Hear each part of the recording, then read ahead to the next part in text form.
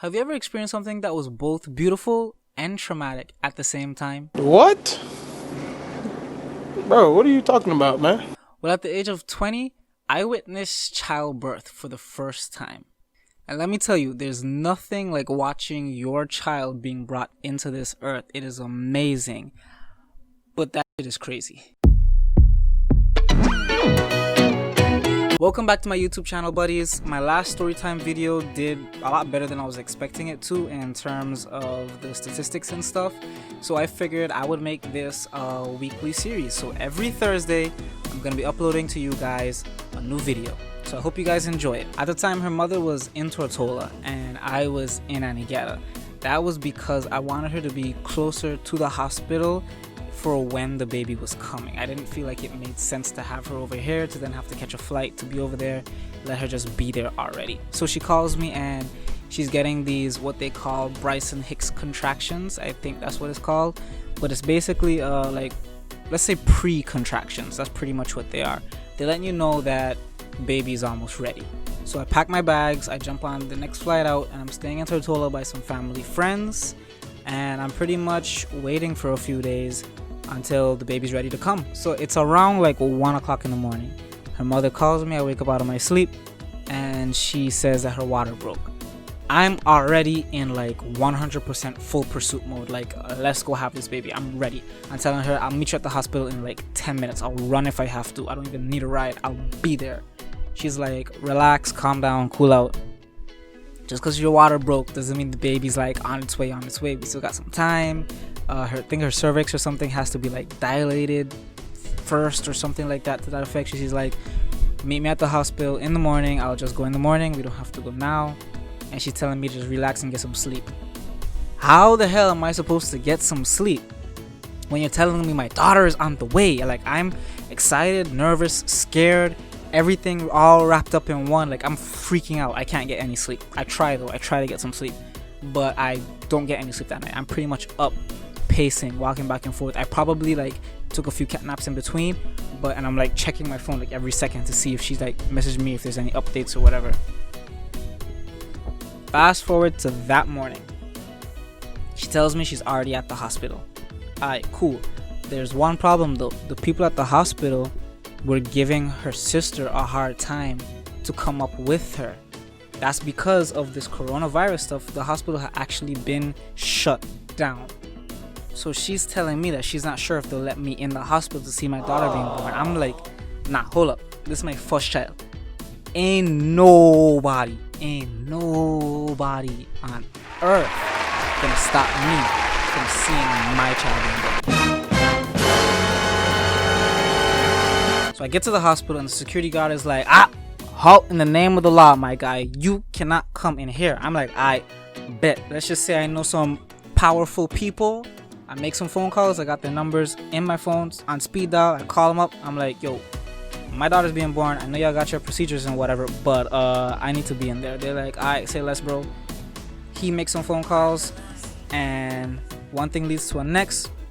Within, let's say, about 20 minutes or so, the head of the hospital gets his call or her call. I don't know if it's a boy or a man or a woman. She's calling downstairs, and they're like, let that boy up. So long story short, I make it up, but her sister had to leave. They like disinfect me as I walk in the door. I'm in there, she's in there like breathing. Let's say between 8 and 9, somewhere between there. Let's go with 8:30. Fast forward like 2 hours later, her pain is like unbearable to her at this point.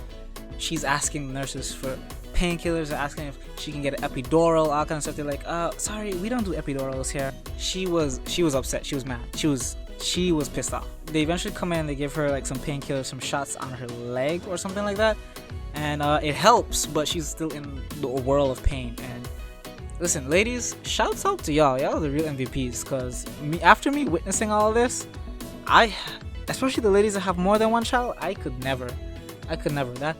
That childbirth looks so painful. I could honestly never. Shouts out to all you ladies with children. Double shouts out if you got more than one child, because you went back. At this point, she's in her bed and she's crying and screaming and shouting. So they come in to do the check, and they basically like stick their hand up you, and they check to see how far apart your cervix or something is, or dilated, or whatever it is. And for the baby to come, it needs to be at least 10 centimeters. They come in and check, and she's like only like 2 or 3. So finally, around 5 p.m., they check her again for probably what is like the 10th time for the day, and she's at like 9 centimeters. And they're like, all right, it's go time. Let's go. I wanted to vlog it so bad, but there was like, sorry, no cameras, no phones, no type of electronics up in this room. I had to put on full gear, mask. I had masks for my shoes. I had a hairnet thing, the full gown situation, all of that. And they leave me in there and they said, okay, Daddy, this is what you gotta do. We want her to push. We're gonna tell her when to push. She'll push with the contraction. So every time she gets a contraction, that's when she'll push. When she pushes, take your hand, put it under her head, and push up. So that way her chin is touching her chest. And at this point too, she barely has the strength to push, because at this point the painkillers have her like halfway knocked out. Tell me why this girl is in the middle of giving birth and she falls asleep. This girl passes out, cold, asleep, while pushing, while giving birth. I'm terrified. I'm like, nah, she can't be dead. I didn't hear the machine go beep. I didn't hear the beep, beep, beep, beep. She gotta be alive still. They're like, no, it's fine. She fell asleep. It's cool, whatever. They let her rest. They check her. She's still not fully dilated to the 10 centimeters. So they're like, all right, she's been pushing for a while. She's probably tired. We don't want to use up all her energy. So we're going to leave her, let her rest, and we're going to wait for her to get to that 10 centimeters. It is now after 8 o'clock. I am bored out of my mind because I can't leave the room and come back in. I have to stay in there. And all the nurses and doctors have already left, but they come back in like every couple minutes just to check back. Finally, around like 8:20, they're like, all right, she's dilated.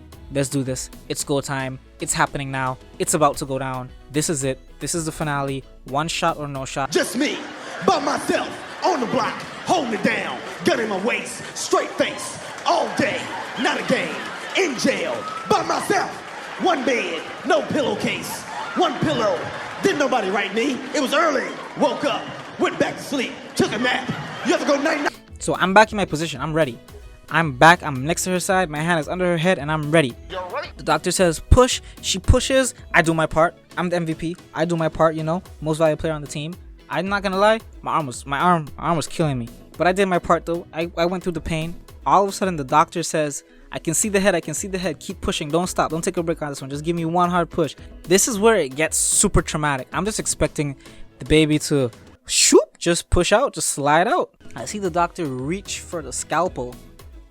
He puts it under her and I see him pull up. It gets like stuck and then he gives it a harder pull and then you can hear the cut. It makes like a squishy sound and then blood just went, just squirt all over. I almost passed out. That was horrifying. And then the baby just fell out pretty much after that. Let me show you how much of a gangster my baby is. My baby didn't cry like how they cry in the movies. You know when the baby comes out, they just be like, wah, wah. My baby went, wah, and then just stared at everyone in the room. She just looked around, just looked at everyone. Most gangster thing I've ever seen in my life. Her eyes were dark blue. And the doctor hands me the scissors. He's like, all right, Daddy, time to cut the umbilical cord. I'm like, all right, cool. Cutting the cord felt way different. I thought it would be like cutting paper, make it easy. No, you're pretty much like cutting flesh. It is squishy and uncomfortable, and when you actually get it cut, I don't like that sensation. I could never be a killer. At least I could never stab somebody. To feel that again, I don't want to. They wash her off, you know, like rinse off all that juices off of her, the blood and juices and all that, and they're like, all right, mommy, time to push out the placenta. I'm like, oh wow, I forgot there was a part 2. She had to do this all over again. And then she pushes and it's just guts and stuff just falls out of her. It is horrible. And then the doctor has to put his hand in to make sure it's all out. Like they have to check and feel stuff around to make sure that there's no guts and stuff left. While my daughter is being cleaned up in that little tub across the room, she never took her eyes off me. Her eyes are locked on me. And I cried. I was like, I can't believe it. I'm a dad. I looked at her mother and I was like, you did it. I was like, I'm so proud of you. You did it. I could never do that. You did it. I'm crying and she's smiling and she's happy. And I'm like, we're parents. We did it. You did it. Let me show you another part of how my baby is such a gangster. The nurse comes in. She has an injection for the baby. Well, some kind of shot that they have to give him when they're born. Gives my baby the needle, a long needle. Gives my baby the needle in her leg. This baby don't flinch, don't cry, nothing. At this point I'm worried. I'm like, can my child feel pain? Is something wrong with her nervous system? She was born March 22nd at 8:32 p.m. So my daughter was born right before the lockdown, and then I had my birthday during the lockdown, which sucked, but I mean, I had the greatest gift of all. I had my beautiful baby girl, and I could never be more thankful or happy for anything else in my entire life. And that's the story of how my daughter was born. Thanks for watching, guys. Make sure you guys hit that subscribe button, like this video, leave a comment, please.